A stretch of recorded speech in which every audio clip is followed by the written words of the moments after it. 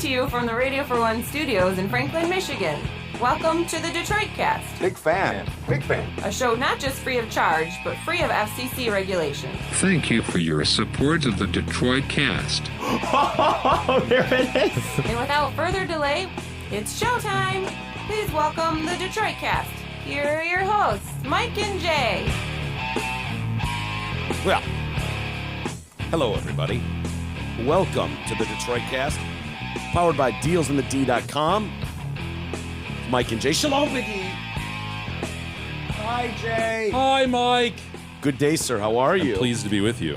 I see it's snowing again. It was nice and sunny yesterday. Now we've got the snow. That's good. I'll be transparent to our listeners. Absolutely. I would think so. We should have the water skiing squirrel coming up a little bit later today. I believe his name is Twiggy. We'll get to that. Lot going on today. I'm excited. Martin Starr Oh, will be on this show. Bertram Guilfoyle. Who? Bertram. What Guilfoyle. A name. Bertram Guilfoyle. Great character on Silicon Valley. You might know him as the devil worshiper. Yes, On the Silicon- Satanist, Mike. The Satanist, yeah. Not a devil worshiper, but a Satanist. I absolutely adore his character. Yep. That deadpan. I could watch continuous string 24 hours long of he and Dinesh fucking with each other. Yeah, they play off each other pretty well, don't they? Yes. And so why is he coming on our show? Gross, first off. But yeah, season 5 is about to start in a couple weeks, That's March great. 25th on Yes. HBO. So we'll talk to him It's good news. in a little bit. Yeah, a lot to get to, too. I think we're going to have to walk down some dangerous roads, Jay, with him, because TJ Miller, whew, the sexual assault stuff. Well, that and his buddy Dinesh is up at the Oscars, you know. Oh, yeah, doing yeah. his thing, He had so. a big movie. Speaking of the Oscars, these people amaze me. These guys that like fake their way into, it just shows confidence goes so far with people that are just like, yep, I belong here. We've seen people sneak into the White House, just like, I belong. Right. I dress properly. I've got a confident look on my face. I know I'm supposed to be. And then marry Journey guitarist. Sure. Wasn't that her deal? Yeah. She snuck in with her then husband. Neil Sean. Yeah, and then she married the Journey guitarist. Bizarre. He's such a douche too, Neil. Yeah, a Sean. little bit. Sorry, he's got some great solos. I'm not going to deny him that. He's a spectacular guitar Are they player. great solos? Yeah. There's a couple that are just like, pretty dope. Okay. But by all accounts, rather douchey outside of that. Mm-hmm. So anyway, we've got a guy who's been arrested for stealing Frances McDormand's Best Actress gong, as they call it. Gong. Yeah, I think they call them gongs, the awards. I don't know what it is, but at the governor's ball Sunday night. God, the temerity. How do you pull that off? Dude, well, You're just going to steal an Oscar? Well, Francis, put it in your purse or your back pocket or something, but this guy's like, statue. Mine. And just starts Facebook Living. He's like covering her name on the bottom. Do you really think Frances carries a purse or has room in her pants put it to in your stuff an vagine? Oscar? Stuff it in your vagine. Really think she has a vagine? You would think she'd have a Oscar carrier with her at all times. She'd have A keeper of the Oscar. Yeah, some guy with white gloves, like the cup guys that carry the cup around. One of those dudes, and it's just his job. But no, she sets it down all willy-nilly, and this guy picks it up and is just like, mine, and starts Facebook Living everywhere with it like, yeah, look what I won, and starts acting like it's his. He's letting people take pictures with it. The audacity. I know, isn't that crazy? And so his name is Terry Bryant. He's now been arrested and charged with felony grand larceny. I don't know what those are worth. Those have to be worth quite a bit of money. Oh, he actually didn't leave it. He just took it. He was trying to take it, Wow. Yeah. He was apprehended by security after a photographer was like, I don't think that guy won anything. I don't recognize him. Oh, and how are you going to move that, man? Yeah, Like, I think he just wants it. Like, it'd be cool to have an Oscar just sitting there, even if it's got Francis's name on it. So he's facing up to a year in prison. He's not going to get a year in prison, but it's unclear why he was in attendance. Look at this asshole.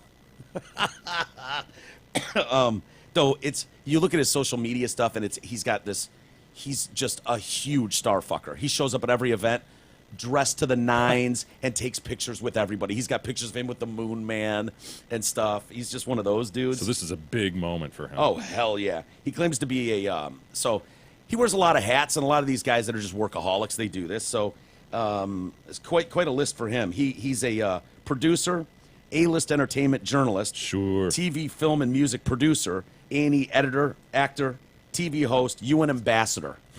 So Now, if he was any of those things, he would not have stolen an Oscar. he did actually have a ticket to the event. So I don't know who he finagled, but he did have a ticket to this thing. And so he's like, so baby boys and baby girls, looks. He showed off his award. He kisses the award. Oh, if you're Francis, you got to be, dude, don't kiss my Oscar. Ugh. Asshole. One woman asks if his name's engraved on it. He's like, "Oh yeah," but he won't. But he's got his hand covering the bottom and won't show it to her. And so yeah, he says Academy Award for Music. He cannot believe he's won it, and then asks a woman next to him, you want to hold it and stuff like that. He claims to have won the award for Best Producer, which is cool, but there wasn't a Best Producer award given out. It's not really a category. Yeah. Sounds good, though. Yeah. So anyway, this photographer was an employee of Wolfgang Puck's, the famed chef. And so they took him down to Chinatown without incident. He went down. He was like, You got me. yeah. But he does have pictures with everybody, man. I was looking at some of the photos. It's like from like going back years. Like every A-lister on the planet, this idiot's in a picture with. Drives you. I know. You're important because you're standing next to that person. Wow. Way to go, bud. Look at this dude. Hey, you have an annual physical to make sure you're healthy, or at least you should, right, Miguel? What yeah. do you do to make sure you remain financially fit? Mark Leibovitz at LPL Financial specializes in thoughtful and objective investment guidance designed to keep your finances in shape. Call him today, 248-626-2000. Ask for Mark. You can also ask him about our curling match, our recent curling match, and see what he thinks about Douglas's conduct during said contest. Oh, yeah. Pathetic. Securities and advisory services offered through LPL Financial, a registered investment advisor. Member FINRA SIPC. You know, Douglas has responded. He hasn't Really? To the provided a accusations? substantive response. But Yeah. he did text me the other day, and he said audacious accusations. Yeah, I kind of feel bad for him because he doesn't quite have the platform that we do. Well, interestingly, though, he didn't disavow the issue. He didn't deny it. Oh, good catch. You know? Good lawyers are good at that. So he's acting like up in arms. He's gobsmacked. Audacious! He's gobsmacked at these accusations, but he's not denying them. What do you read into the fact that he did not call them repugnant or vile? All I read is what Odious. you just said. How about odious? I like that. Audacious? Okay. Audacious. How about untrue? But no denial. I mean, I feel like something's coming, though. he's I feel like- flailing and screaming, but he's not yeah, denying he's making shit. noise. I think he's too busy selling houses. Probably, son of a bitch. Doug. I was telling you, dude, he moved it just a pube. A pube. He didn't touch it. I know. It cost us big. Cost us bigly. I was reading Piers Morgan yesterday. Piers, and I know Piers is not loved by all. He's really anti-gun, and so people that are into guns really hate this motherfucker. But I tell you, when he gets on a rant about celebrities, I can't get enough. I just because I felt like Didn't we do enough of that yesterday, Mike? yeah, We have but to do more. I've got one story about it, and then we'll get to some accusations, a new lawsuit filed against ESPN, and it's right in your wheelhouse. So we'll see what you think of these allegations, and they're quite nasty.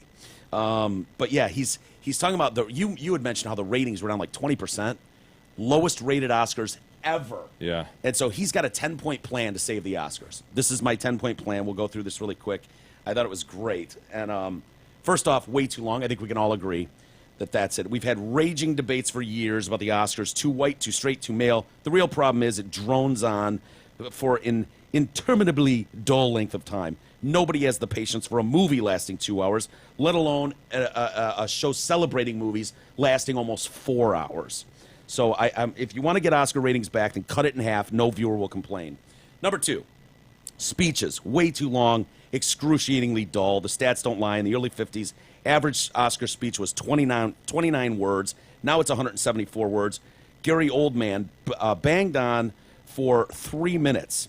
I've said to actors before, I'll keep saying it, nobody wants to hear your laborious thank you laundry list. Thank your parents, your partner, your kids, your agent, and the people who paid for tickets. And then shut the fuck up. I agree. You can always tweet your gratitude to the other 100 names of people we've never heard of. For the love of God, number 3, can you all shut the fuck up about Meryl Streep? I love this one. I couldn't agree more. The constant Groundhog Day name checks and references to her genius were particularly grating this year, given her close association to Harvey Weinstein and Roman Polanski and constant anti-Trump political outpourings that have turned her from the beloved queen of Hollywood into a reviled figure in much of America. Enough already. Slash the musical performances in half and get rid of the best song category. This isn't the Grammys. As we've learned, a lot of actors just can't sing. When Gael Garcia Bernal painfully rasped his way through the song Remember Me, my mind drifted back to when I was a judge on America's Got Talent. I longed for my red buzzer. Oh, man. Yeah. Number 5, remove the 10 most boring awards, like sound editing or lighting design. No offense to any of the talented and invaluable people who work in these departments, but they're not stars, so nobody at home knows who they are or cares. When an emotional Kazushiro Tsuji, who thanked his cats after winning Best Makeup and Hairstyling, I felt myself slip into a mind-numbing coma. Same rule should apply to the in memoriam section. This should only feature big stars, not the people who sat behind studio desks writing checks. Agreed. Mash the montages. There were so many of these damn things. Why do you need to see a montage of previous winners before a montage of this year's nominees? It's just more dead air time devoted to self-congratulatory bullshit. 7, ban all politics. Just make it a contract rider that if any winner or presenter mentions anything political, they get a lifetime ban from attending again. This may sound a bit draconian, but it's so incredibly tedious watching rich, privileged actors bang on about their causes and issues. When Jennifer Lawrence announced last week she was taking a year off to educate young people about politics, the collective groan of the world could be heard from Tipperary to Timbuktu. And I realized Tinseltown's pulpit preaching had officially jumped the shark. I love Jennifer, but nobody wants or needs her to educate anyone on politics. Just make good movies. Hire a host who can prick the pompous. You'll love this one, Jay. Hire a host who can prick the pompous, self-adoring ego balloons lurking in every row of the theater with biting sarcasm and razor-sharp takedowns. Ricky Gervais. They not only deserve it, they desperately need it. Movie stars spend the entire year being told how wonderful they are by myriad sycophants. For one night only, let's see the spotlight fall on some of their imperfections. And let it fall from the spiked-tongued mouth of someone who truly doesn't give a shit who he offends. Ricky Gervais. In the world's epicenter of political correctness. By that, you know I mean it's time for... Ricky Gervais? Ricky Gervais to host the Oscars. I guarantee ratings would leap by 30% on that announcement alone. He says more icons on stage, less B-list celebrities, and then last but not least, stop giving the Best Picture award to obscure films very few non-movie people actually see, like, or understand. The winner this year, you didn't see Shape of Water, did you? Fuck no. I'd never even heard of it, dude. I heard the chick banged a fish, and I was like, no, that's good. Not seen it? The plot stars a mute orphan named Elisa who lives alone and has only 2 friends, a gay neighbor and a black coworker. She works as a cleaner at a secret government lab that receives a humanoid amphibian creature in a tank captured from a South American river. She then has sex with it. Yes, folks, in the year of the Me Too and Time's Up campaigns, driven in the main by revulsion at disgusting monsters like Harvey Weinstein, the industry's most prestigious body gave its most coveted trophy to a film about a woman who has sex with a disgusting monster.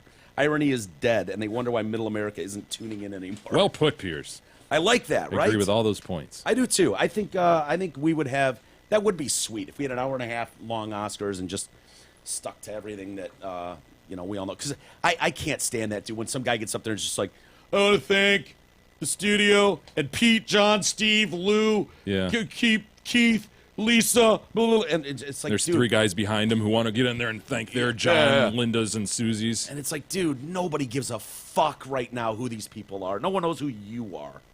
Anyway. Gentlemen. Douglas! Gentle people, I'm sorry. Jesus Christ. And we're gonna find our best friend Doug, and then we're gonna give that cheater a great big hug. Doug, Doug, Doug, Doug, Doug, Doug, Doug. Buying or selling a home can be one of the most stressful times of a person's life. However, Doug Steinert at Century 21 Campbell wants to make the sale of your old home or the purchase of your dream home as stress-free as possible. Call him today, 248-765-1781. Let him and the team at Century 21 Campbell make your real estate transaction dreams a reality. Call him, 248-765-1781. Ask for fellow Detroit Cast listener Douglas Steinert, a good man. We've got to break up the sexes, Jay. I'm just telling you, the more I read, the more I realize we cannot have men and women in the same office space. We're just not making it work properly. Men cannot keep their dicks in their hands to themselves. And I think it's time, separate but equal, right? Mm-hmm. Just like put them in a glassed off room or something. We've got a new lawsuit from ESPN about this woman, Andrienne Lawrence. I guess I'd never seen her before. Yeah, I but hadn't known her before this story came out. I don't watch ESPN though really anymore. Outside of maybe a few minutes on game day or if there's a big game on ESPN, but I don't watch all their fucking programming during the day. I don't have cable, so I don't. Yeah, you've got access to mine, which is stunning. I mean, you just don't have a cable bill.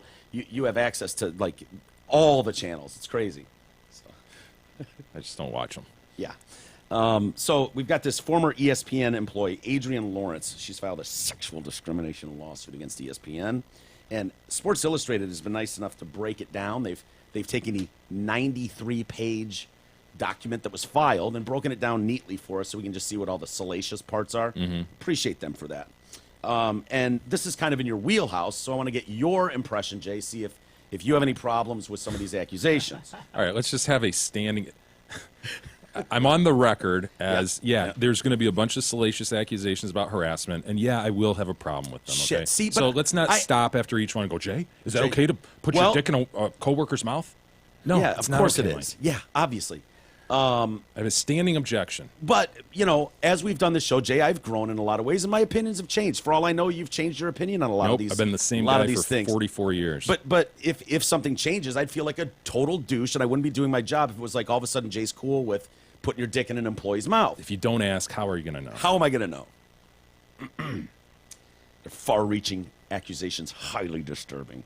Complaint raises the following accusations against ESPN's male executives, producers, and on-air talent. They keep scorecards, which list and rank female ESPN colleagues based on sexual attraction. There's nothing wrong with that, obviously. Dude. Okay, fine. They frequently watch porn in the presence of female colleagues. I'll ask you, E, do you have a problem with any of those first two?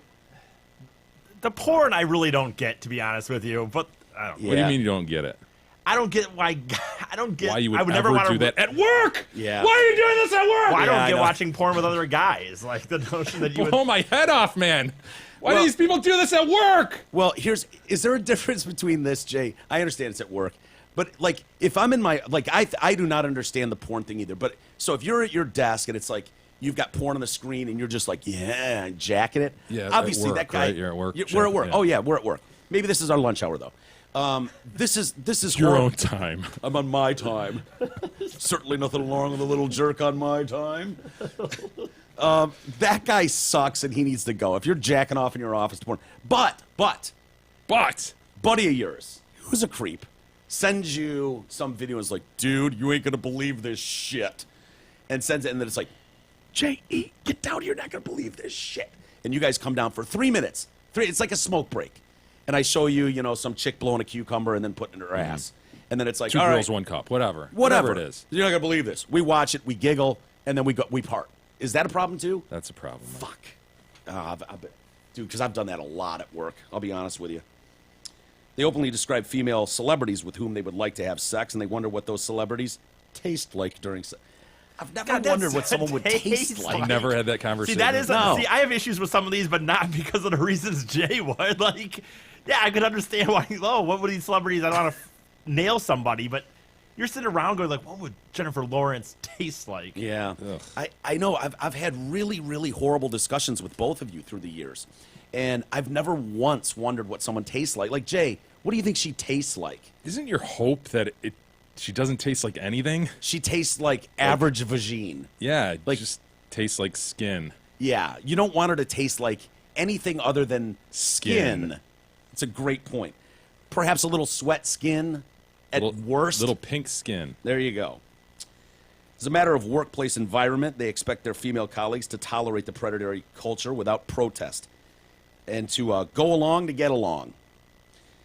They discourage female colleagues from sharing any of their complaints and advise them to be thick-skinned about their experience.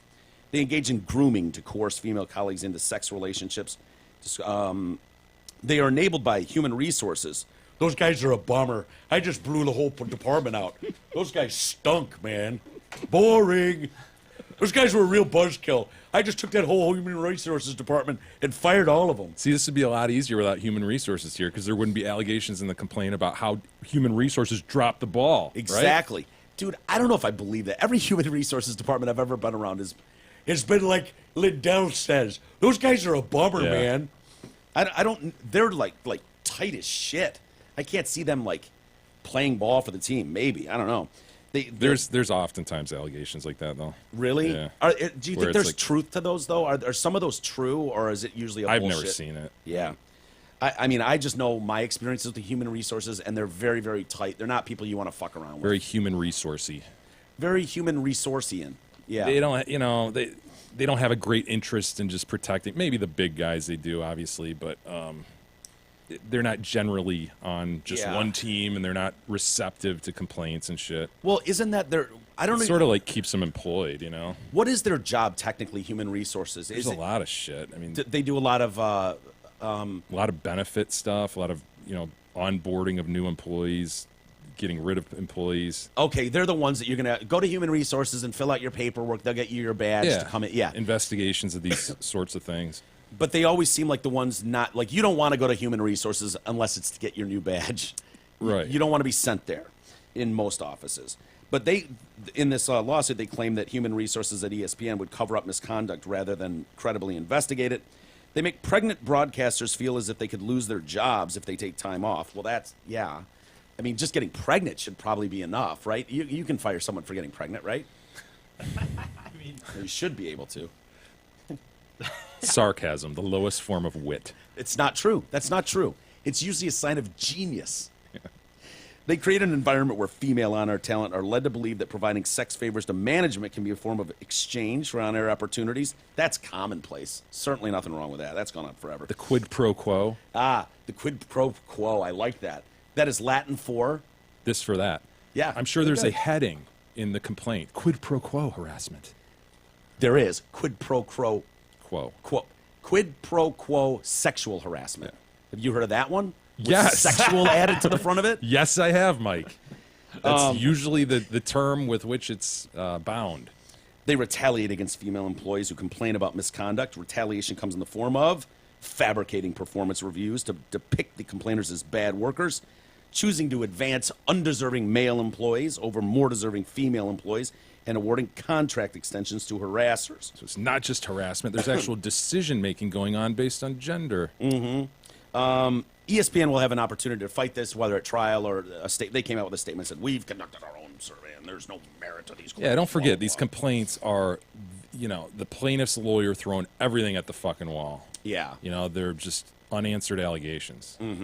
Well, Could be that- 100% true, could be 100% false. Did you see the John Buca, what's his name? Buchagras? Buchagros or Buchagras? Hockey guy, right? I recognize him. I didn't know his name. But Buchagras, right? John Buchagras. Buchagras.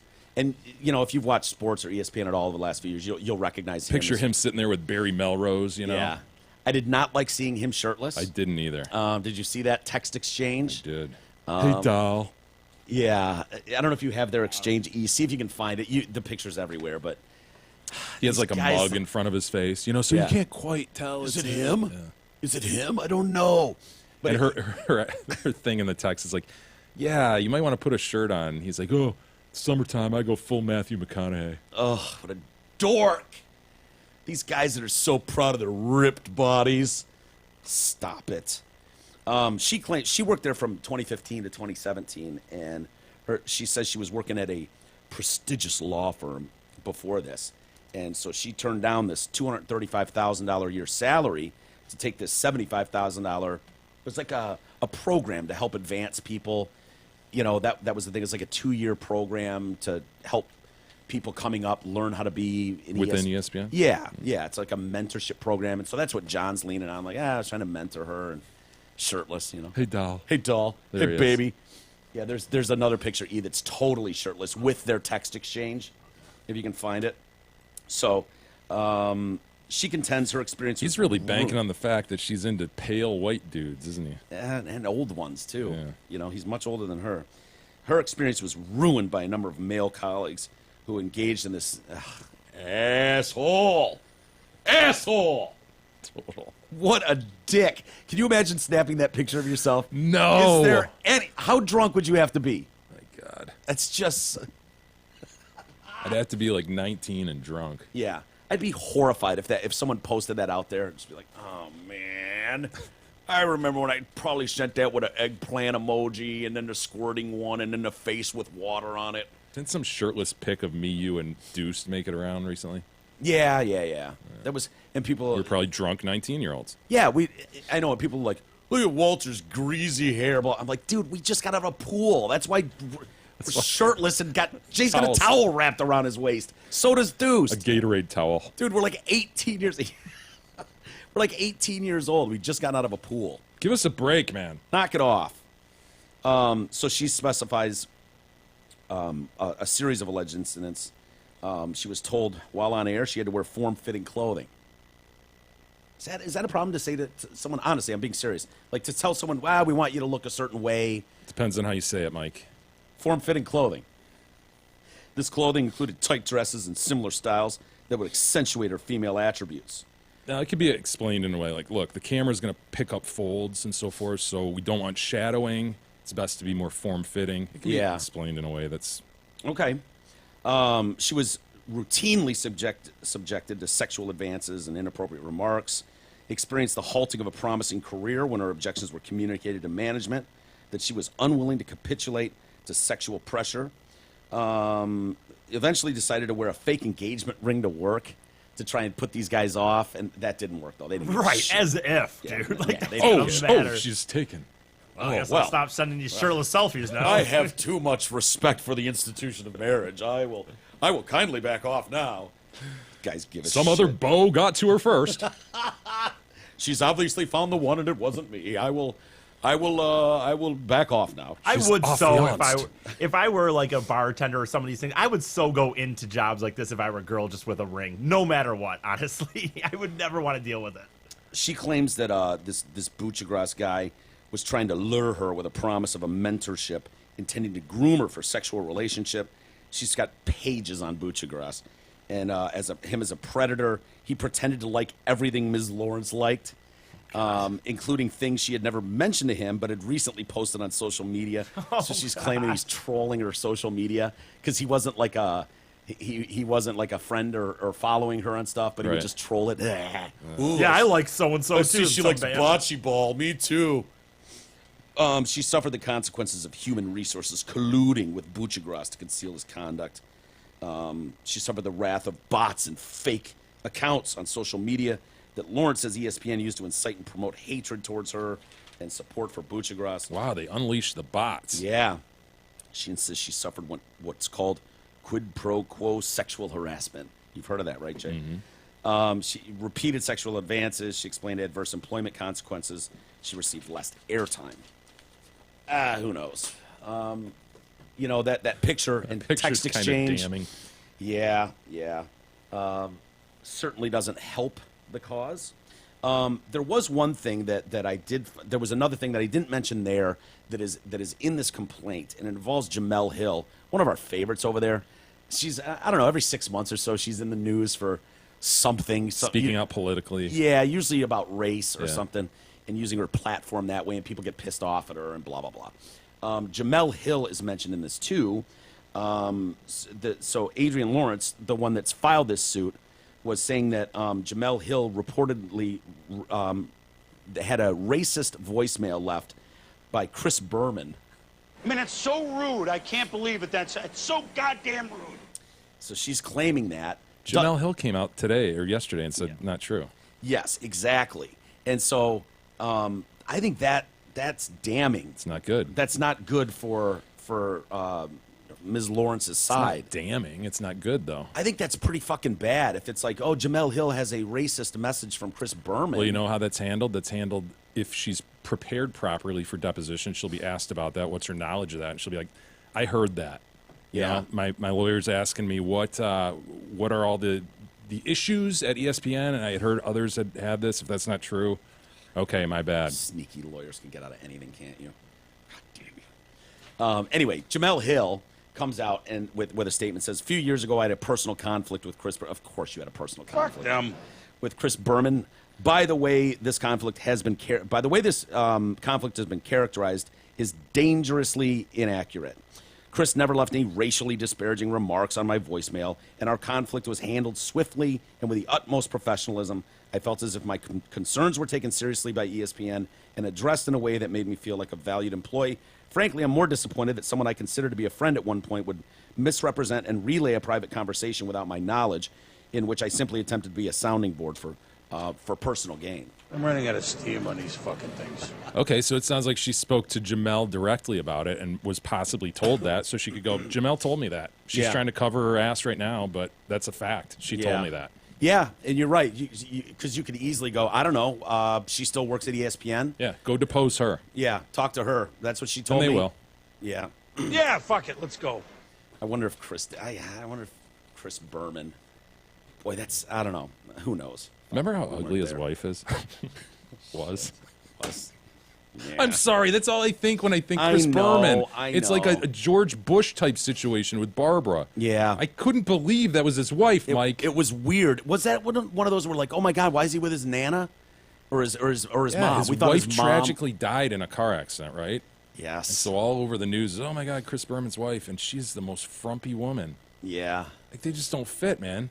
I know. I noticed that at the Oscars too, when you got these guys up on stage like, I would like to thank the agency and the Hollywood Foreign Press, whatever bullshit they're saying, and my beautiful wife, and then they show fucking Broomhilda, Gray teeth.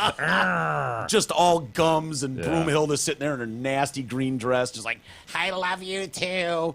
A 4-to-1 gum to tooth ratio. Yeah, I was like, oh man, please. Every time they were like, and my beautiful wife's partner and my wife Sandra sitting right there, they're kind of pointing that way, and I'm going, please Sandra be hot, please Sandra be hot. Oh fuck.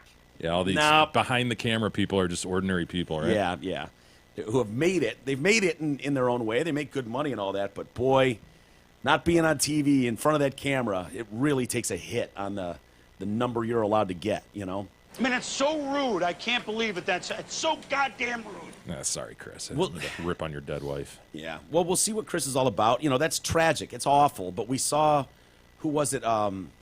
Recently, Robert Kraft. You know, he had this beautiful wife for 50 years, 60 years, and she tragically passed away. And, you know, I don't know, a couple weeks later, he found a new soon-to-be Amazing. wife. And boy, oh boy, the difference in number one to number two, thing one to thing two is just, whew.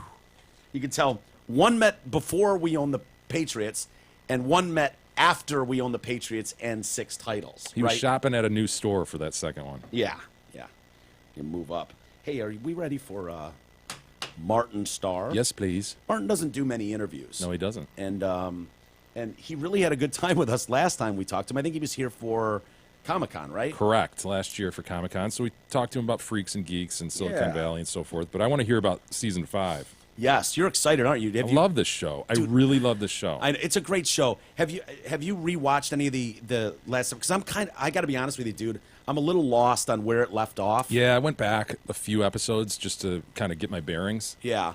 And it's interesting because it ended on a high note for them. The guys, usually it ends the season, they're like, fuck, how are they going to survive? Yeah, it looks But- like the world's coming to an end, and there's no way of getting out of this one. Yeah, but this one ends with Richard turning away Gavin Belson's Hooli offer to buy his new internet idea. Because he's like, dude, I got this. Yeah. I don't need your offer.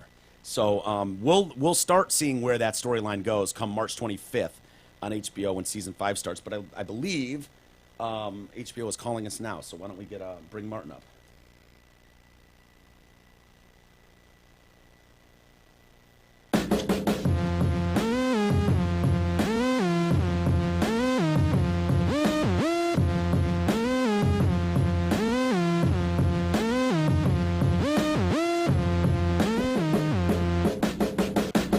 Hi, I have Martin Starr on the line. Excellent. Excellent. One moment. Thank you. Martin, you're connected. Martin Starr. Hey guys, Hey, buddy. Mike and Jay. Yeah. It's Mike and Jay. You got both of them, although we were in the middle of an argument there because I wanted to write something down really quick, and Jay wouldn't let me borrow his fucking pen. Every time he takes my pen, I never get it back, Martin. And so I had a brilliant question to ask you. I get both sides here, guys. Glad you could settle that. I had a brilliant question I was about to write down to ask you, and now I've lost it. I've lost it because Jay selfishly wouldn't let me borrow his pen. I've got a question for you instead. Yeah. How many pens have you lost? Yeah, this goes back Dude. years. I've known him for 25 years. I don't think I've lost that many pens, to be honest Myriad with you. pens. Yeah. He's just selfish. Anyway, how are you, Martin? It's good to talk to you again. I'm good. How are you guys doing? Very well. We're looking forward to Yeah. season 5 of Silicon Valley, dropping March 25th. Is that right? I believe so. Yeah. Yeah, it is. You should know that, Martin. That should be like, yes. I'm sorry. I have limited responsibility here. All right, I'm going to give you. I'll give you the biggest Nerf toss question of the interview. Martin, are you excited for season 5 of Silicon Valley? Yeah, we already did it, so my excitement has come and gone. Has waned. And Yeah. it was a real treat. Yeah, I'm excited to see how it all comes together. Have you guys shot the whole the season? Are you guys done now? Yeah, we just finished last week, so that's a tighter squeeze for us than usual. I think usually they have more time for post, but this year, this is just kind of how it ended up. Well, of course, the big change this season is that T.J. Miller, Ehrlich Bachman, has left the show, and I assume that means we get more Bertram Guilfoyle character development. Is that right? At the end of the season, there definitely were more. For me in particular, there were new dynamics that were created and explored, so that was fun. I feel like usually it's in a very great way. I've got zero complaints about it, but it tends to be me and the Oscar-nominated Kumail Nanjiani. Yeah, no kidding. Yeah. We'll get to him in a bit. Spending most of our time together, which is fun. Yeah. But, we get to branch out a little bit, so that is fun too.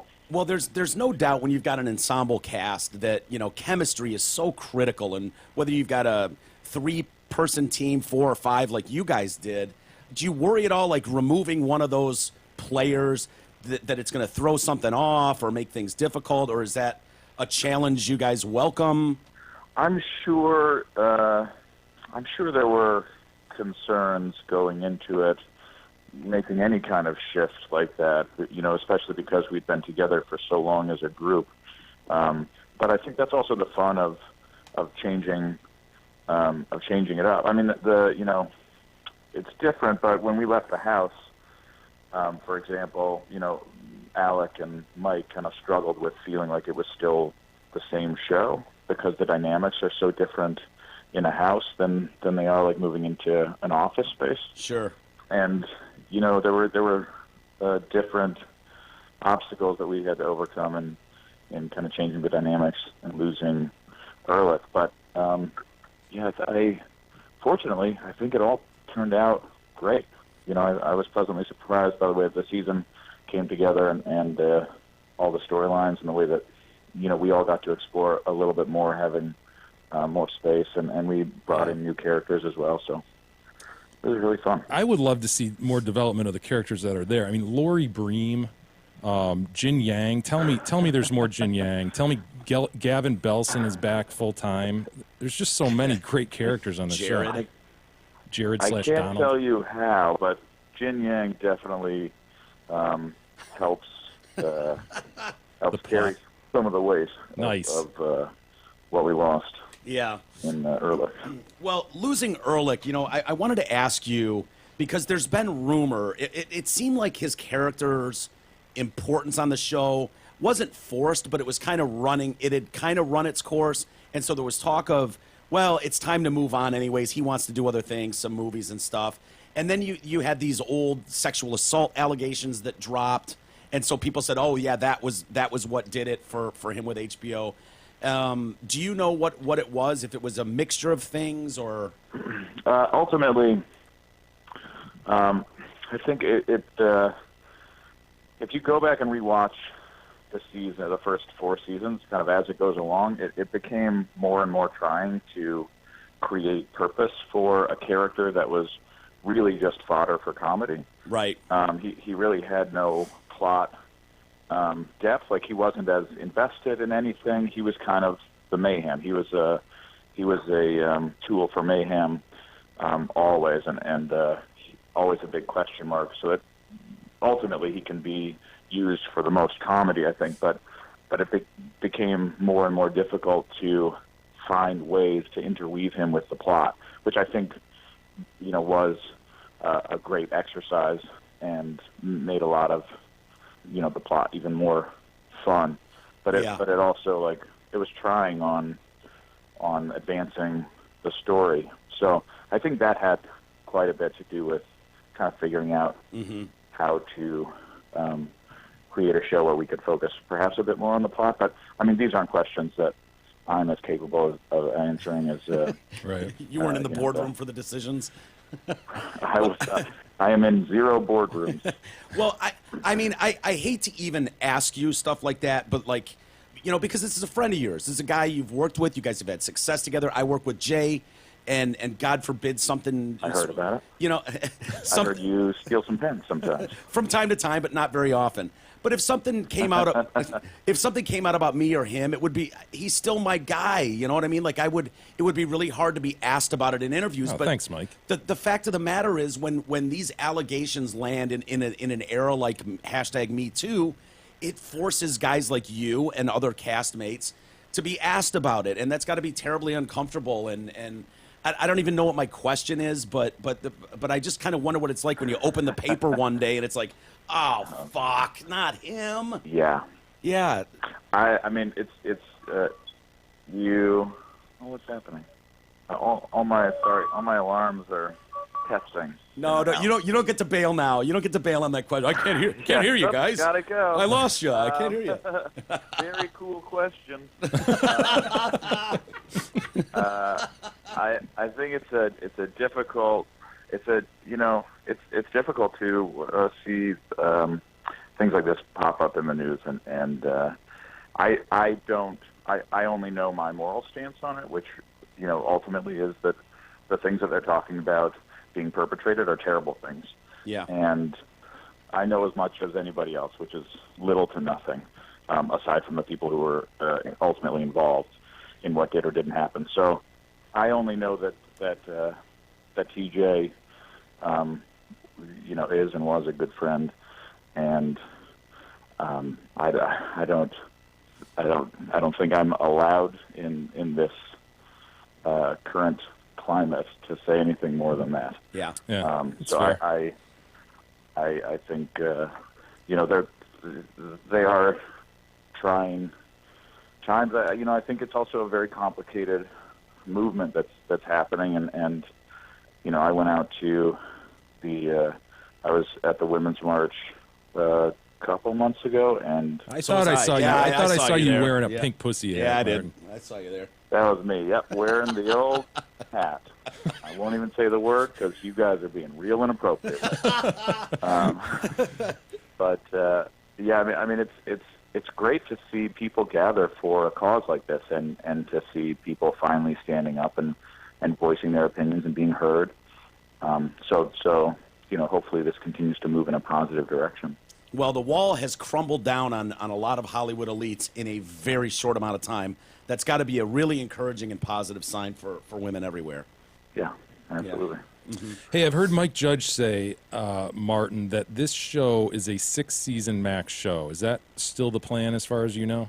He would be the person to answer that question more than I would, but as far as I understand now, there is a definitive 6th. Nice. Good. You've been invited back. Good. That hasn't happened officially, so I actually cannot say. There's honestly, this I could be telling you a lie. In my best estimate, we will have the great fortune of going another season. This is also me guessing based on HBO having the awareness to announce a final season and do stuff like that. So hopefully they don't change their pattern now. So hopefully we get to go one more, and then from there I think it's ultimately figuring out for Mike and Alec what available story there is, and if there is more story to tell or if there isn't. Well, that and the available cast members, honestly. I see you guys popping up everywhere now, and with TJ rolling off, I imagine it's only a matter of time before more of you guys, as you keep hitting it big, roll off and get interested in other things.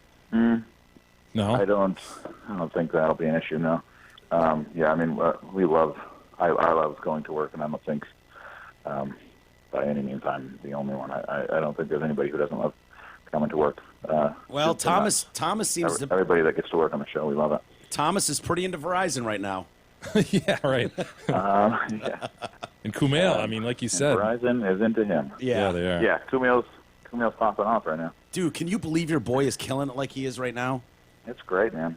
Yeah. I mean, he's immensely talented, so it's really fun to watch him be appreciated and respected and get the kind of opportunities that he deserves. He's very funny. I liked his Chris Pine line in the Oscars. He seems very. Oh no, I missed it. I'm a big Clippers fan, and we had a Clippers game at the same time, so I haven't actually gone back and rewatched it. Oh, are you enjoying our Detroit Pistons that have been added to your team? Hey, and vice versa. Yeah. You guys We're have a star player now. Saddled with Blake's contract. Yeah. Yeah. I was, things happen. But in all fairness, Avery Bradley got injured now, so we've no. one of the better guys we got in that trade. I think he's going to be out for the rest of the season. Yeah. So you haven't seen him at the Oscars yet? Oh, Blake Griffin? No, Kumail. No, he was at the Oscars? Kumail. You just were watching it. But Kumail goes up there with, who was he with? I screw up her name, Nita Ponga or whatever. Sure. And they're like, yeah, the two people whose names in Hollywood no one can pronounce. And then Kumail says something like, yeah, it's my stage name. My actual name's Chris Pine, but there's another actor who got to use it before me or something. That's funny. Yeah, it was pretty funny. Which is how it works. That's how SAG works. I mean, his name is actually Chris Pine, so it's really unfortunate. Who's the other Chris Pine? Just messing around. Anyway, you should check it out, though. I'd be interested to hear your take on that kind of stuff. We're talking about contracts. So it sounds like, are you guys doing like year-to-year deals with HBO and the show? Do you guys not have like extended multi-year deals? We have our contracts are. I mean, I can only speak for myself, I guess. This sixth season would be the end of the contract that I'm currently in. But there is not a world in which I wouldn't come back to do more. Nice. HBO is a joy to work for, and they really give Mike and Alec the freedom and us all the freedom to explore, and they trust us immensely, and they also the value that they add in their thoughts and the way that they deal with talent is amazing. I haven't had an experience. I didn't know experiences like this existed because I've been on shows that have been underappreciated for so long, and so it's pretty cool to meet people and a family essentially who give so much to the people that are on their network. Well, if there was even a chance that I could be on a set each day and with Mike Judge, just at the opportunity that he might at some point go, Bobby, like that would be worth it for me to never go anywhere. Bobby, like that's enough. Yeah, you can coax it out of him. Yeah. Can you? Did you say that you guys talked to Thomas? No, we have No. You guys have one of the other guys on your show? No, you can take his number. Yeah, we'll take any of them. I mean, but no, none of them will talk to us. They've heard our interview with you, and they don't want anything to do with us. Thanks for appreciating that I'm here now, but whatever. Take any of them, huh? Cool. It's not true, Mark. Dude, we'd kill to have Mike Judge. I'll give you that. If you got an in for Mike Judge, we'd take it. He's great. I actually haven't met him yet. Thomas will sometimes say... Thomas will coax it out of him sometimes, get a good Bobby out of him. Really?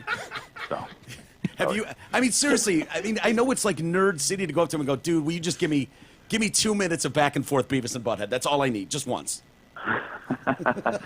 After season 1, I had the nerve to ask him to do my outgoing voicemail, and he did it as I think. Bobby?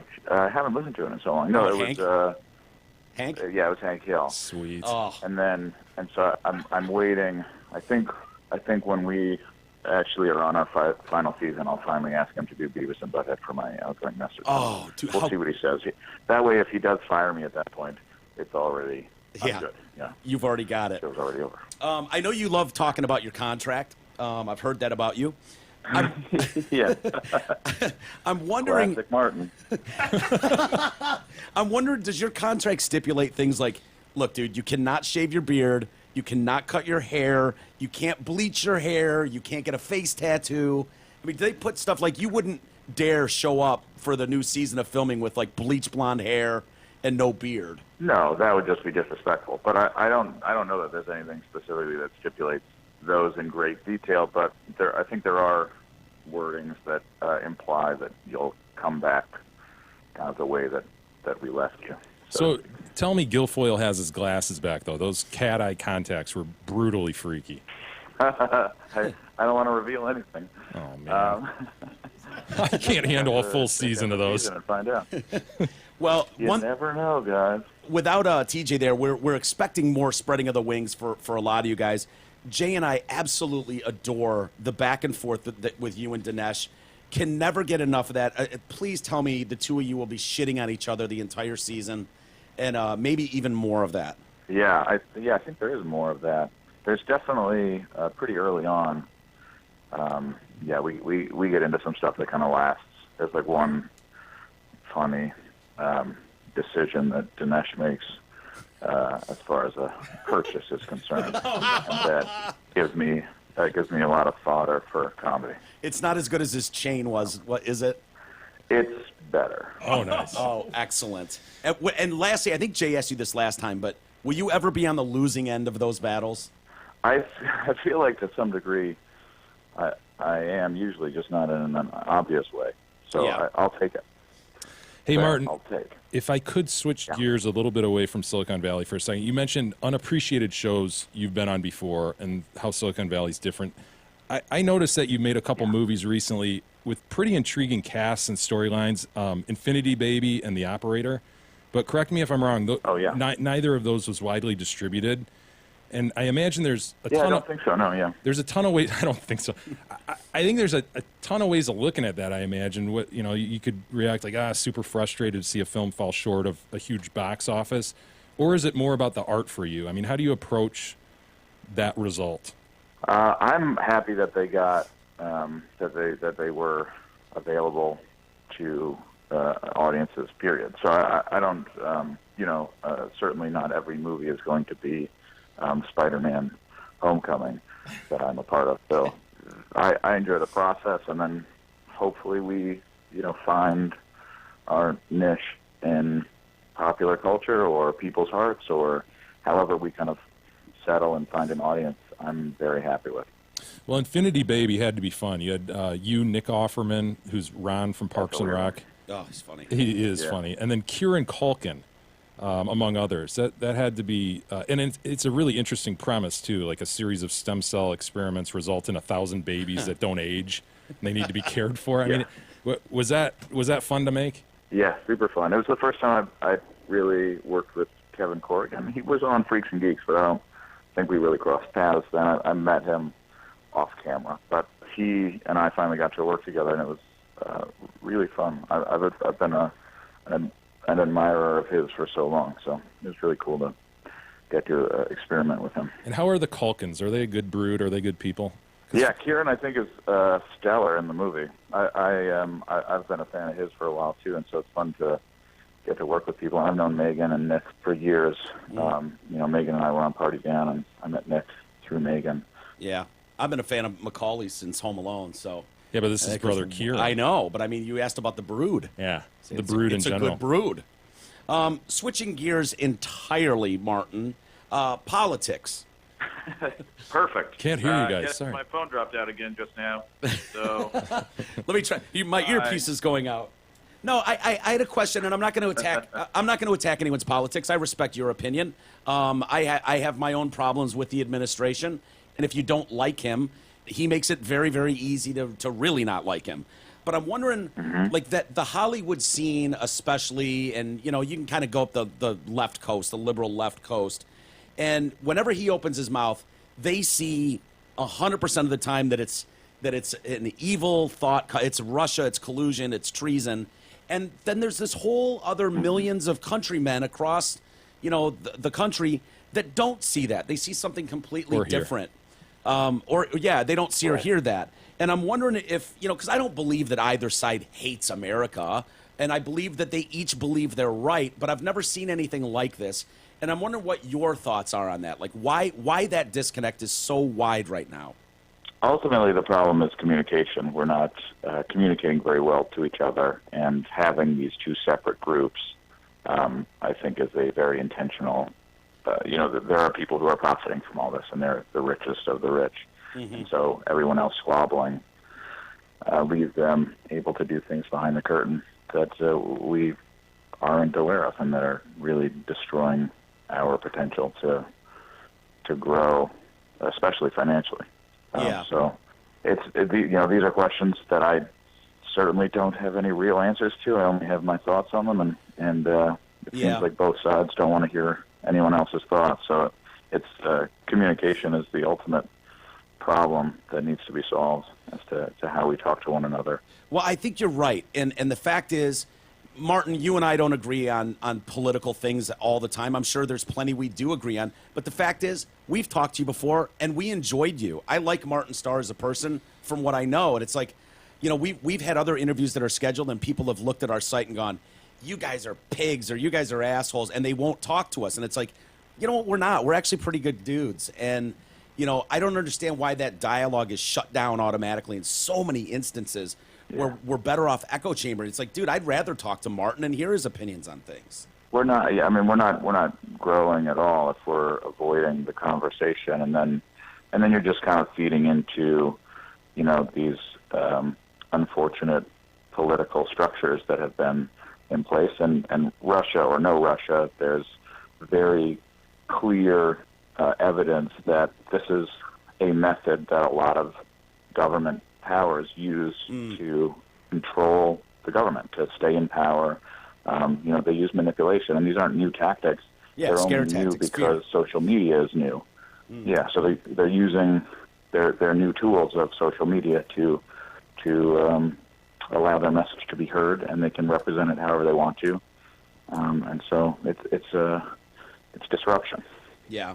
Yeah, but I mean, ultimately, the big conversations, at the moment are gun control and kind of hearing people feel that AK-47s are a valuable tool for people to have that, might potentially be underage and take those weapons into schools is crazy. I don't understand the logic between wanting weapons of that damage magnitude to be in the hands of anyone, and to undermine the process of mental health and mental wellness as a tool to define whether someone is capable of owning a weapon like that. If we are going to have them available, that's another thing that really blows my mind, that we can't agree on fairly simple things that would protect all of us. Well, you guys out there that have a name and a hit show and a hit movie are in a very unique position with your platform and your voice, and a lot of people use it. And I'm wondering if when you're hanging out with your buddies and stuff, if you guys ever discuss, like, man, are we helping? There's so many people that oh, you're just a musician, sing your song and shut up, just dribble your basketball and shut up, make your movie and shut up. Like, is there ever talk like, maybe it's best to just stay out of this and not take part, or is it something like, no, I've got an opinion, I'm going to voice it. Screw you.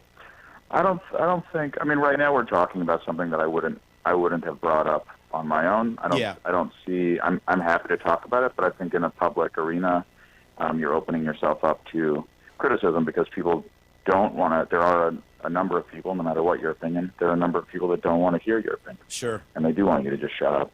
And whether that's real or not, I think ultimately the people that I do want to talk to are people that are willing to listen, and people who have an opinion that that they've formed of their own that is worthy of listening to and respond. So you really create an educated dialogue where you can speak heart to heart and hopefully evolve the awareness of both of us in the conversation.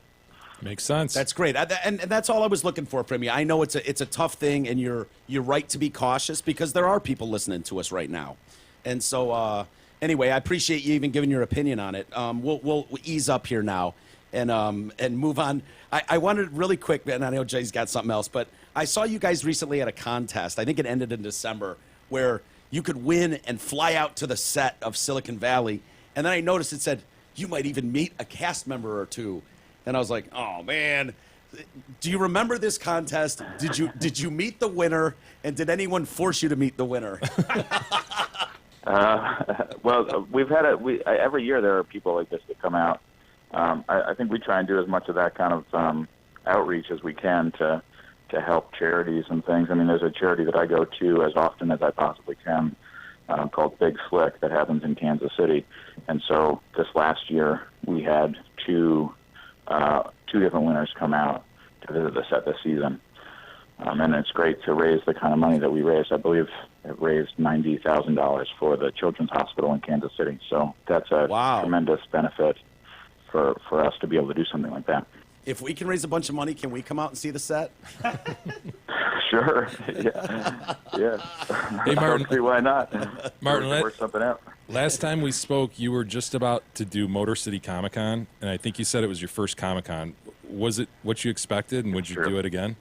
I don't know that it's my scene. I mean, you wouldn't do it again. Really?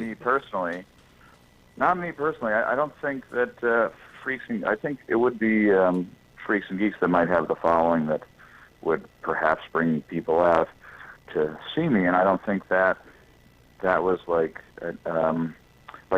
I had a guaranteed amount of money that they would kind of pay me to come out and do that thing, and I didn't reach that, and how much money I made for them at the booth or whatever it is. So they ended up having to kind of meet the rest of that amount of money. So I don't know that I mean, maybe it's just something that, like, the more you do it, the more people come out, and it's a different form of business here. But that was a tremendously honest answer. That was. Yeah. I don't know that it's for me, not because of me. I actually found it to be really sweet to get to meet people that I would have never met otherwise who really enjoyed. Mostly it was fans of Freaks and Geeks, and a lot of just interesting, sweet people. Yeah. Unfortunately, I don't think Silicon Valley is like widespread enough. That's crazy to me. Yeah. Or maybe it's just around Michigan or Detroit or something, but the awareness there wasn't broad enough. But I went there with John Daly, and I think there was a great deal of Bones fans who came out, and so he had a more fruitful experience. Wait, which John Daly? Like John Daly? John Daly? John Daly, who was on Freaks and Geeks. Oh, okay. Not the golfer. I thought you meant the golfer. He co-wrote Spider-Man. Gotcha. Okay. Yeah, me and my golfer buddy. I was like, that sounds weird. John Daly. Woods. yeah, John Daly. Yeah.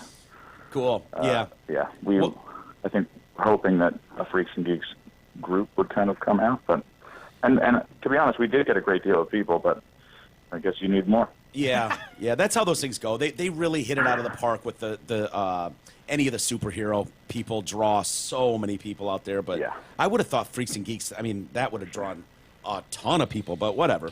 Lastly, Martin, when you're not filming, it sounds like you guys are wrapping up now, and you'll probably, I'm assuming, have a little downtime. Maybe you've got other projects lined up. What does Martin Starr do for fun? I was wondering that. I mean, are you a guy that goes bowling? Do you cook? Do you curl? Do you we went paint? curling last week. Have you ever been curling? So I've been wanting to go curling for a while. It's so cool. You should do it. Do a cross country. Yeah, is it fun? Yeah. Oh, dude, it's awesome.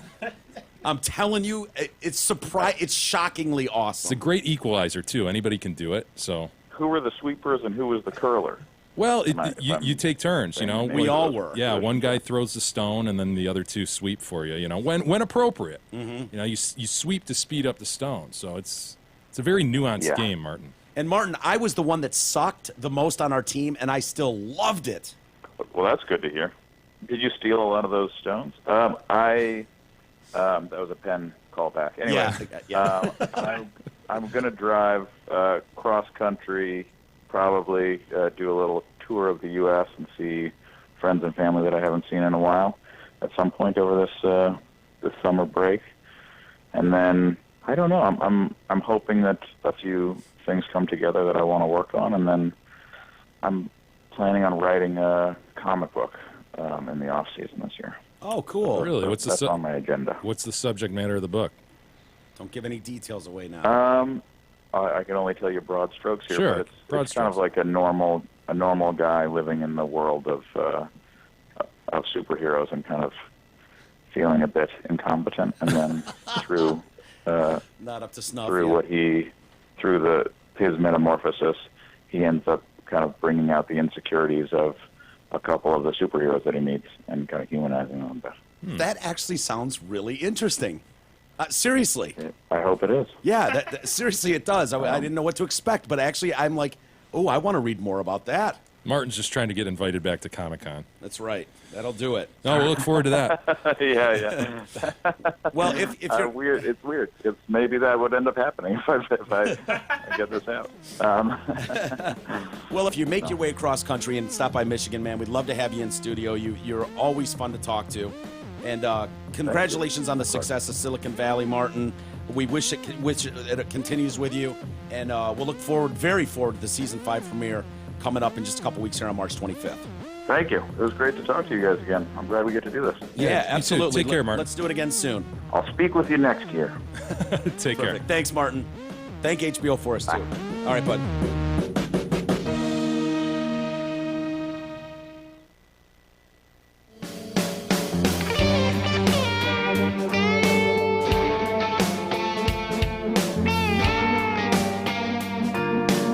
The Detroit Cast continues after this short break.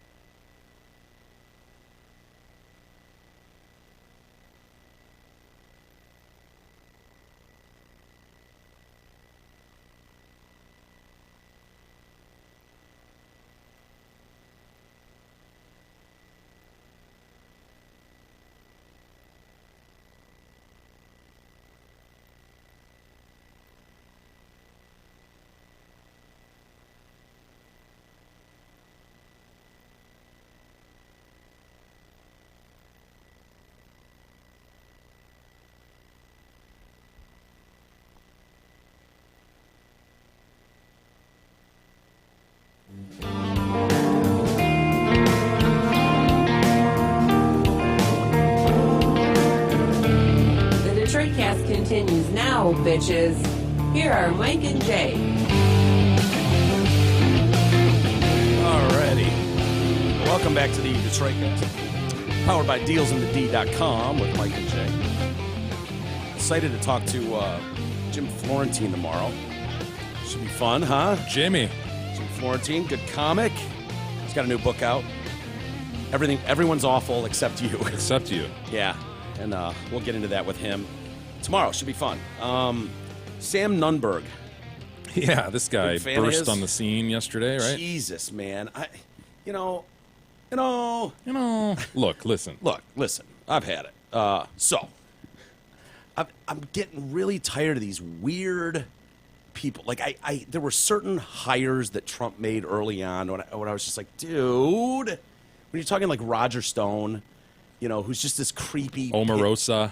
Omarosa. Yeah, the collection of people Steve that Bannon. Yeah. It was like, okay, they may be friends and, whatever, but they're all just kind of scuzzy dudes with bad reputations. And as these guys, get to the forefront, and Nunberg looks like another one, and it's like, dude, this guy is obviously such a loose cannon. What the fuck? Yeah, it's interesting. This is the guy that appeared on CNN yesterday and was asked about the Russia probe, which I guess he's been subpoenaed to show up to the grand jury, and he flipped out. I'm not going. Not doing it. I don't care what Mueller says. He can throw me in jail. He's not going to throw me in jail, but I'm not doing it. Yeah. Why should I? Why should I? So he shows up on, was it not Rachel Maddow? Aaron Burnett? Aaron Burnett's Nice show on titties. CNN, and she's like, look, listen, I've heard from others in the media today that you smelled of alcohol or were on drugs, and I got to be honest with you, as I'm sitting across from you, we're sitting very near to each other. They were, I too. smell alcohol in your breath. He's like, what? That's outrageous. She's like, I have to ask. Yeah. Have you been drinking? No, not at all. It was weird. Well, he's now saying he'll comply. He's probably sober now, and is saying, "Oh yeah, He called his lawyer back. Really? Well, I mean, Yeah. Well, he's like, well, my lawyer's probably going to fire me now. He was saying that as part of that interview, but that was like a 30-minute interview, 40-minute interview on Aaron Burnett's show. But that was his 6th interview of the day. He called Jake Tapper's show. He called a couple shows on MSNBC. So he was making these. I mean, he called Sarah Huckabee Sanders like a fat slob at one point, and then right out of the gate on Aaron Burnett's show, tells her she needs to shut her fat mouth. And he's all over the place. Okay, but he's like, I'm gonna end up cooperating with him, I guess. But he was on hours of TV yesterday. It was crazy. So he quickly pounced on Sarah Huckabee, and then he was talking about the subpoena to appear before the grand jury. Absolutely ridiculous. Ridiculous. He called MSNBC first, and he said he had no interest in spending hours combing through my emails to assist in Mueller's efforts. What they sent me was absolutely ridiculous. They wanted every email I had with Roger Stone and Steve Bannon. Why should I hand them emails from November 1st, 2015? See, this guy's feeling what you described the other day when these people get pulled in this. I think we were talking in the context of Hope Hicks, like just the amount of money that they personally have to outlay to have lawyers to lawyer up and to handle these subpoenas and document productions is fucking huge. And so this guy's like, fuck, man. Yeah. Really? I'm supposed to give like 80,000 emails and spend, all this time 80 hours going through it? Yeah. Yeah, I mean, the thing that I heard from one expert was like, minimum. You get that phone call, minimum $50,000 right out of the gate. I would think, man. Yeah. Easily. What would happen if you just went, I'm not going with counsel. I'm just going to tell them what I know and give them what I have, and I'm not going to pay a thing. Yeah, you'd I mean, probably you end up could with do a that. perjury charge at some point. Probably. So, but what they sent me was ridiculous. They wanted all these emails. I was preparing it. Should I spend 50 hours going over all my emails with Bannon and Roger Stone? And they wanted emails I had with Hope Hicks, with Corey Lewandowski. Are you giving me a break? He kept saying that. Are you giving me a break? There's an email search function I don't know if he's aware of where you can just, search terms and pull up every email you receive from said Miss Hicks and others. Yeah. It seems like that would be easy to just find them all. Of course, his problem is he wants to go through and, I don't know, just speculating, maybe get rid of certain ones. You're saying maybe possibly. tweaks, perhaps? He says to insinuate that Roger Stone was colluding with Julian Assange. Roger's my mentor. Yeah, okay. Which gives you motive to fucking want to cheat for him, maybe. Roger's like family to me. I'm not going to do it. Trump's not guilty of collusion. He may have done something wrong. That's what's interesting about this guy. His allegiances seemed to ebb and flow during the day. Yeah. So it wasn't like he was just staunchly anti-Trump or staunchly pro-Trump. He just sort of ebbed and flowed as the day went on and as he was asked different things. Yeah. So he's a total loose cannon.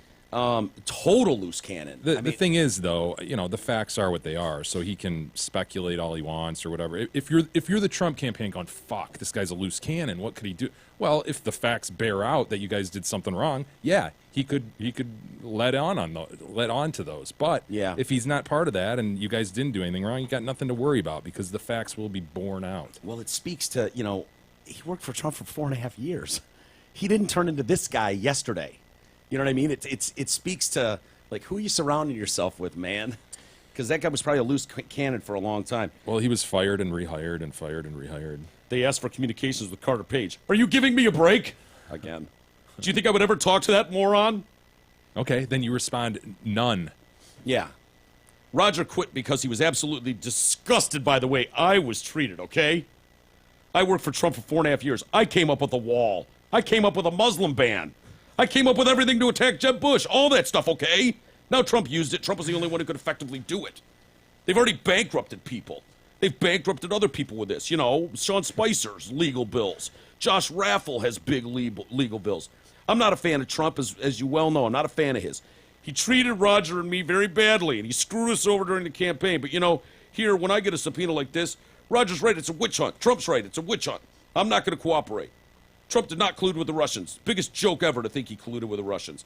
He did not want to attack Hillary. I thought this was interesting. He didn't want to attack Hillary Clinton early on in the campaign. He only wanted to attack Jeb Bush. And had he not won the primary, he was probably going to endorse Hillary Clinton. To your point, Jay. He's a free agent, man. Free Politically, philosophically, they could have just totally melded him into whatever the left wanted. But instead, they attack, resist, hashtag. By 4 o'clock, he'd yet to have enough. Called Jake Tapper's show on CNN. That's great.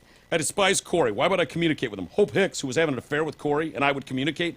Not a fan of Trump. Treated me like crap, okay? Treated Roger like crap. I should not have been fired. Roger should not have been treated the way he was. And Trump decided that he loved Corey more than us. Ugh. Weirdo. That's fine, okay? It's old business. But the idea I was colluding with the Russians, that Roger was colluding, Trump, all we were trying to do is get Corey fired. It's like fucking playground shit, dude. Weirdos, man. Weirdos. The twists and turns of the Russia collusion investigation. Ooh. Hey, Hamlin Pubs are inviting you to their 5 Metro Detroit locations. Come enjoy Hamlin Pubs' great food, drinks, and atmosphere, whether you're watching the game with your buddies, out for a meal with the family, or a meeting, out for an evening with your girl. It's always a great time at their Rochester, Clarkston, Chesterfield, and 2 Shelby Township locations. And, of course, Big Easus will be out there St. Patty's Day, March 17th, from 7 to 11 a.m., Kegs and Eggs with Big E. How about that, Easus? Yes. We should mention, too, that he's going to be opening for J. Chris Newberg. Oh, yes, this week, this very week. Thursday, March 8th. Chris might call us tomorrow. Pop on for just a couple minutes. He wanted to talk it up really quick. So Thursday, March 8th, 8 o'clock. Omara's in Berkeley. That's a cool little spot. Big E is going to be opening. You can get advance tickets, 248-399-6750. You can also get tickets at the door. And then this is going to be awesome. Jay Chris is going to make sure he watches E's set, and then he will give us his own personal opinion and critique. A fair critique. Yep. By a professional. Yes. And I told him, I said, look, I don't want you to embellish anything. If he fucking blows, go hammer him. If he's great, tell him that too. So he's like, all right, can do. Mike, that's fair. Zott Ford conducting its amazing Key for a Key event. This happens. Sure. We've heard this in prior years. It's very successful. Heard this. Exchange your current vehicle for a brand new Ford without spending a dime out of pocket. Zott Ford will assist you in terminating the remainder of your loan or your lease, no matter what you owe. Say straight Key for Key of exchange. Give them the keys to your vehicle, your current vehicle. You following me, Mike? Give them the keys to your current vehicle. They'll give you the keys to a brand new Ford. Plus, Zott Ford will make your first payment. Hurry, this is a limited time event. Mike, what's my next Ford vehicle? I'm asking you because I have my own opinion. Do you want to go with a car or a truck, SUV? Because I would go Explorer, dude. How about if I none could of afford those? it. How about none of those? Wait, you're going with a Festiva? No. What? Transit. Transit. How about Transit, it? Bob Walters. What would Bob Walters say? Go ahead and object to the Transit. Dude, the Transit's dope. It's expensive, though, isn't it? Isn't the Transit? I think if I just got like a box van, like a white box van. Yeah. It doesn't need... Russell and Manny have warned me about, looking like a rapist or something. But no, you won't look like a rapist in that. I don't think you will. It's practical, Mike. Why is Look at the square footage in that thing. Yeah, no, I know. It's awesome. It's get it way with, cheaper than what I'm driving right now. Got an F-150. It's got great space. Yeah. It's very roomy. I love that F-150. The back seat of this is unbelievable. The Super Cab, the Super Crew, whatever they call it. I think you're going to want to load that son of a bitch up, though. The Transit? Yeah, because I saw it at the auto show. With some sweet rims and stuff. Dude, when you open it up, it was like, hell yeah. It was like a disco ball party in there. Why don't I just go like florist or something? Just cargo van. Yeah, that stinks. What are you going to have the kids rolling around in the back and shit? No, you can't do that. I'll tether my little sweet palm, my tiny girl, to the side. Just bungee her in. Yeah, you could bungee her in. Sure, that's not a bad idea. I think there's just options that you're not, I mean, you got to have a TV and cable back there. Obviously, you I don't need even a gaming have cable system. in my house, man. Yeah, I know. But if you had it out there, you could just go out there each night. I don't know. I'm just looking I see what you're doing, and I don't like it. What? You're worried that the closet is getting a little loud, and so you want, I'm just going to have it bare bones back there. And then what, have a blow-up mattress in the garage you can just throw in there really quick?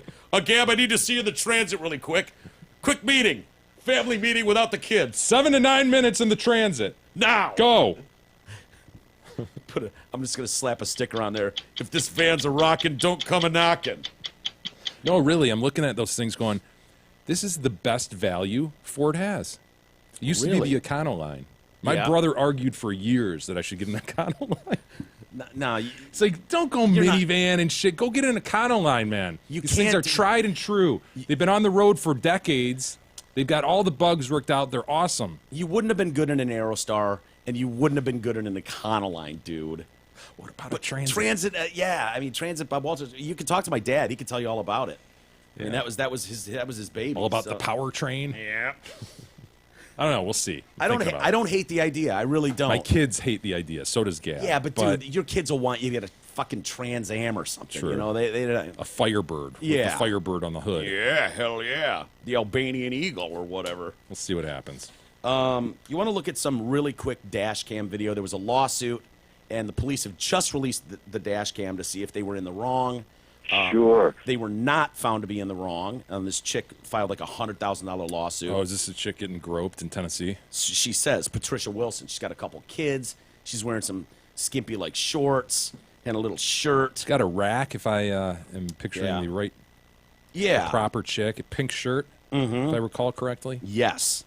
The cop's like thinks she's under the influence or something and makes her do the walk. And then she's coming home from work in the same vehicle, and the same cop pulls her over, so she's claiming he's stalking me. Alleged to have waited 3 hours near her home. But those titties, I mean, I know. Can you blame him? Honestly. Trooper Isaiah Lloyd, that's who it was. Trooper Lloyd, professional. He's got that dope-ass trooper hat, too, that they have down there. Just straight brim. Hell yeah, down in northeast Tennessee. He's a smoky. Buddy, do you have the video? Yep, there she is. Yeah, there I am. So he pulls her over. He's talking to her all nice. And then he brings her over to the car. Now he's noticing the titties at this point. No, it's in that quarter. So he's making her. God, what is the name of it? Yes. I mean, it's not something that I take every day, but... Ambient. Back it up, E. Back it up. Is she on the hood at some point, like back there? I don't take any...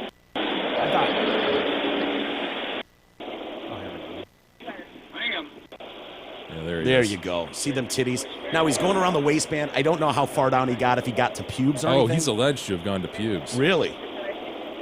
Well, by the looks of that, she's got a huge bush then. I can't blame him for that. You know, if she's overgrown, it's not his fault. And then now shake out them titties. Shake out them titties. Makes her pull the bra out. He's spanking it. Fuck yeah, he is. And he's probably rock right now. I can't say. The camera doesn't show up, but I wouldn't be shocked if he was rock. It's just my nightstick.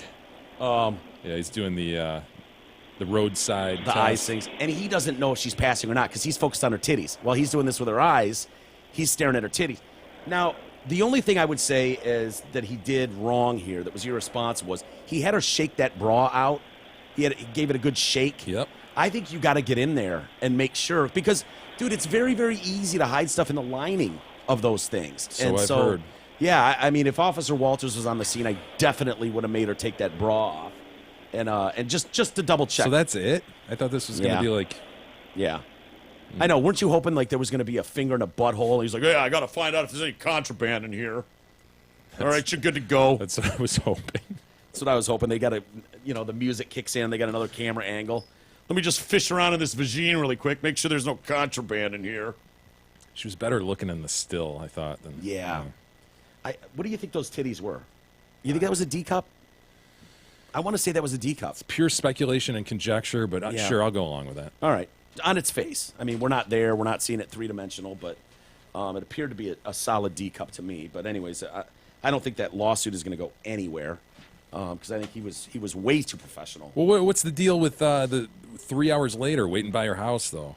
Outside his jurisdiction that's alleged? That's alleged. He was found to have done no wrongdoing. She had tinted windows.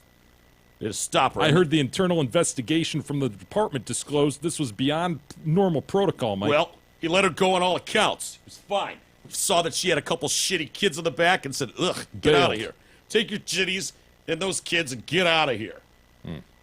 Send her on her way. Hey, everybody, please use our affiliate links. You'll see our Amazon and Groupon links above the fold at DetroitCast.com. Click on those. Shop away. It doesn't cost anymore. The key is, however, that you click through our links.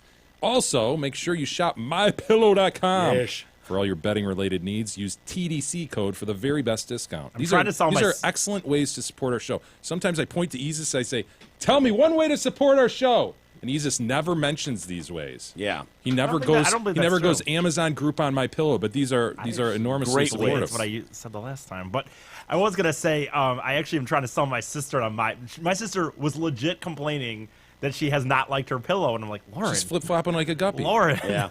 My pillow, Yeah. and of course with the TDC link, but Did you tell her about the patented fill? what kind of question is that? I said, God, if you get me home, I'm never going to ride a motorcycle or jump out of a perfectly good airplane again, and I never have. Where's the goose or the ducks? The duck's warm. The duck's warmth actually saved my life because I passed out in the snow.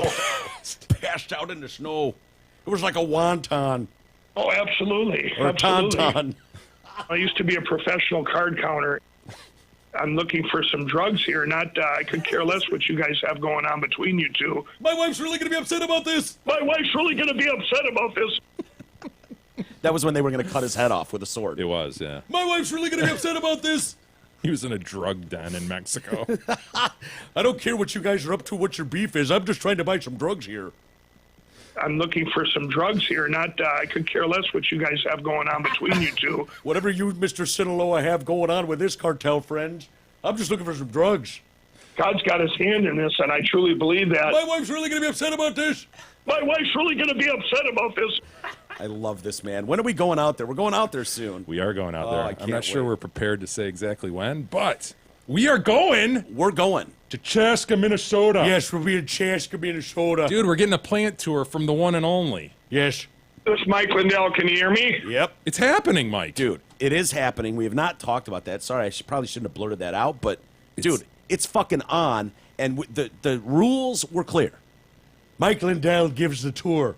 We don't want some underling or some half-ass showing us around. You tell me what you need, and then we'll triple it, and we'll call it a day. And I just want to go by the fucking the HR wing of that building that is filled with cobwebs and dust. I just want to go by there and just, yeah, that's where those losers used to be. Those guys were a real bummer. We didn't need them because everybody's so happy here. Everyone loves it here. Those guys were a real bummer, so we just blew them out. We got zero problems. Zero. If anyone's got a problem, they can just call me. Just call me. Fucking awesome. Love that, man. We're going to go see the one and only. Love Get that, a plant man. tour from Mike Lindell himself. Mike, we have some email. What do we got? Rob is concerned about you, Mike. Oh, Look, shit. listen, says Rob. I've been listening since the beginning. I obviously noticed that as the show went on, when Mike says left or liberal, he sounds more and more like he's going to punch someone in the face. Probably. Yeah. He even says, oh my God, and sounds exactly like my ex-girlfriend. It's understandable because although I'm liberal, I hate the term because of the Hollywood turds that you guys went off on for almost the whole show yesterday. While I agree that the Hollywood elite are the worst and most hypocritical people on the planet, I feel like Chaz needs an intervention. I hate those people, so I avoid watching award shows. It's that easy, Mike. Just stop watching them. No, but it's fun to rag on them the next day. I'm sure most of the listeners don't give a shit about the Oscars or Golden Globes or Grammys anyway. If I'm wrong, I'll fuck off and start my own podcast. But I worry about your health, Miguel. Nah, don't worry about it. No, it's part of our job sucks. Part of our job is to be on the forefront of what the country's talking about. Now, you can go to 9 out of 10 stations and get them talking about how beautiful someone's dress was. Did you or see how J-Lo? amazing someone's speech was and how it deserved a standing ovation. Or you can hear us tell them all to fuck off. And so those are the choices. And, dude, you'd be shocked at how much more liberal I am than people would realize. I lean liberal on so many causes. So many. Name one. Abortion. Name two. Gay marriage. Three. Hold Hold on. So many you can't think of them. Well, I don't know what they're. Give me a take. Yeah, like, I know you're like, socially dude, more liberal. Way more liberal, dude. I don't. I think. I just don't like the whining. I hate the fucking whininess. And So the you're saying that hypocrisy. Rob is not witnessing your transformation to the alt-right, but rather he's probably just witnessing the ungluing of a man. Yes. A man coming He's- unglued, if yes. you will. One tweet at a time. He's watching the natural progression and crumbling of one man's mind. Metamorphoses. One person's mind, excuse me. What exactly? And that's me. I'm slowly going insane, and I understand that, and I appreciate that. And I know, I see your emails come in, and you guys slowly are picking up the cracks, and that's okay. That's all right. By the way, if you want to write into the show, send us your thoughts to email@detroitcast.com. Fitting. Apropos, isn't it? Sure. Kevin writes in. So, first off, okay. You're starting an email with so. Dude, have you been noticing this more and more? I know you've bitched about this for years, right? But it's really bad now. See, I noticed when you pointed out, look, listen, I was like, because I realize I do that a lot. Look, Jay, let me be honest with you. It's like this placeholder in the conversation. Like, boom, Piggy's got the conch. Look. So, that wasn't a fat joke, Mike. That was right. a No, I Lord got of the it. Flies. Look, by stating. By the way, everybody knows that reference, right? I would say 99.9% of our listeners know Sure. Piggy's got the conch or conch, depending on how you pronounce conch. Sure. Okay. Here's the problem with look. We're having a back and forth. Everything's fine. We're doing our thing. We're having a discussion, and at some point, someone stamps down look. It's kind of like it's kind of like the thing that separates your groceries from the next guy's groceries. Yeah. It resets and it says, "Look, I've had enough of this. I'm about to tell you how it is and how this is going to go. All right? And when coupled I've had with, enough of this. When coupled Look. with listen, wow. Look, listen's a whole other level. Look, listen. I've had enough of your nonsense, your Now, gobbledygook, if you will. To me, so is like, just taking your cup of tea and just putting your pinky up and go, so, like, for real. So I'm just going to tell you how it is. But despite that, Kevin states, so, first off, thoughts and prayers and all that shit to all the kids who were killed in Florida. On that point, where the fuck was all the backlash when fucking 5 to 8-year-old kids were killed at an elementary school? Of course, that's Sandy Hook. I remember With that. the same type of gun that was used in Florida, the Florida incident, where was all the protesting for that? Well, the problem was no 5 to 8-year-olds were able to get up and protest. No. And they couldn't put together a cognizant thought? Yeah. Is that right? Is that the word? Cogent. Cogent thought? 5-year-olds are terrible at that. They are. Moreover, they were all dead. Yeah. I think there were a couple They that were made largely it, but eliminated. They were, but there are other 5-year-olds. But the problem is, arguing with a 5-year-old is just, it's not possible. Like, they don't... There's a lot of mine. Yeah, and they haven't really thought things through. And the counter arguments to a 5-year-old are just impossible. They go to tears. You can almost say the same to high schoolers. Well, true. No, I think the point of now people going crazy is as it keeps happening. Yeah, Look, listen. enough, not enough. So, never again hashtag. We're gonna make a never again hashtag, and that ought to fix a lot of this. yeah. One day these get a trophy for placing 10th or going 0 for 10 in your season is going to be ruining this country, gentlemen. We need these fucking kids to get rid of their phones in school and Snapchat, Facebook. Any social media is brutal for kids growing up these days. Sincerely, Kevin at FedEx Freight, where we still give a shipping discount for the NRA. Well, we know where Kevin falls on the spectrum. Yes. Ed writes in Jerry voice, "Hi, Mike. Hi, Jay. Fuck you, Biggie. My dad has been listening to you guys since the very beginning. He recently got me into the show, and I get my daily dose every day at work. I'm 18, so there's another young listener you can Excellent. add to the list. But let's get down to the main point. In this He wants to get down to brass tacks already. I sense brass tacks. Wow. In this kind of Okay. weather we're having here in Michigan, it's hard to find something warm yet cool at the same time. Long sleeve T-shirts normally do the trick. The problem is, what if you want to support the show? The lack of long sleeve tees in the merchandise section is reprehensible. Adding one will ensure the listeners the warmth they need while staying cool. Thanks, guys. Keep Not a up the bad good work. call. I don't know. I know how E feels about the long I sleeve like tee. the long sleeve tee. I do too, but I don't think a lot of people do.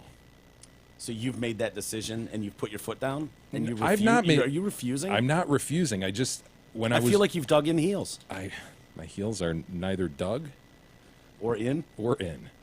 I don't know, man. I think there's a supreme demand for this. Ian, 2 out of the 3 people in this room would kill for a long sleeve tee. Okay, so if there wasn't some, tyrant number one refusing to number place it 2 in the or store. number 3 people in this room can go ahead and call our merch guy and get see that what he settled. did there?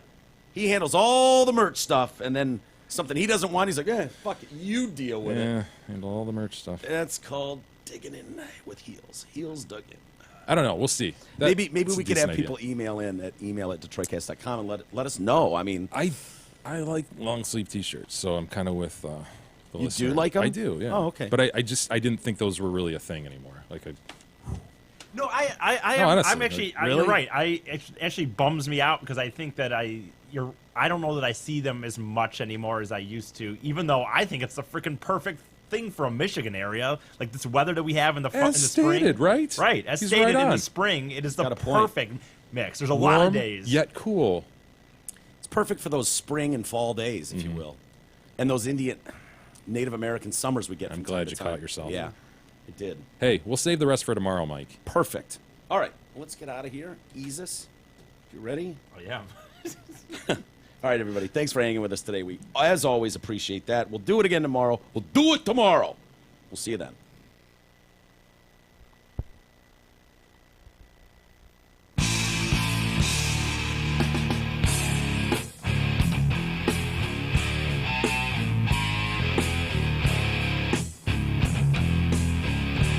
You've been listening to the Detroit Cast with your hosts, Mike and Jay. From all of us at Radio for One Studios, thank you for listening. And as always, thank you, Detroit.